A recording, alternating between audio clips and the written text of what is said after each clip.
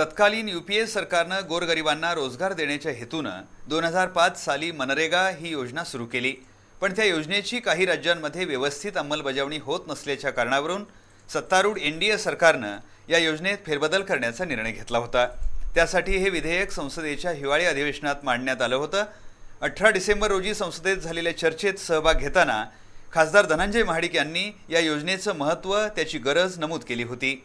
विधेयकातील मोठ्या फेरबदलांना कडाडून विरोध करून भरीव आर्थिक तरतुदीची मागणीही केली होती। सरकार ये योजना डाइल्यूट करना चाहती है, इसमें कुछ बदलाव लाना चाहती है। वजह क्या है पता नहीं है। मैं ये मानता हूं कि इसमें कुछ लीकेजेस हो सकती हैं, पर इसको बंद करना या बदलना ये इसका सॉल्यूशन नहीं होगा।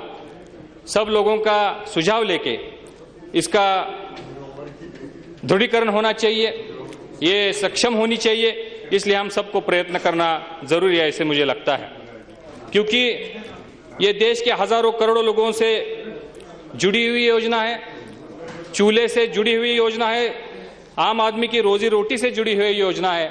इसलिए इसे और प्रभावी बनाना जरूरी है।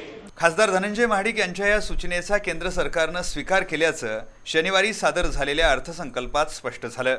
मनरेगासाठी 34,699 कोटी रुपयांची तरतूद करण्यात आली आहे। Our government is committed to supporting employment through Manrega.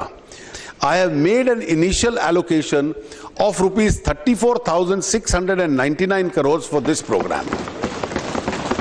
त्याचबरोबर उद्दिष्टानुसार कर वसुली झाल्यास आणखी 5,000 कोटी रुपयांची तरतूद करण्याची घोषणा जेटली यांनी केली।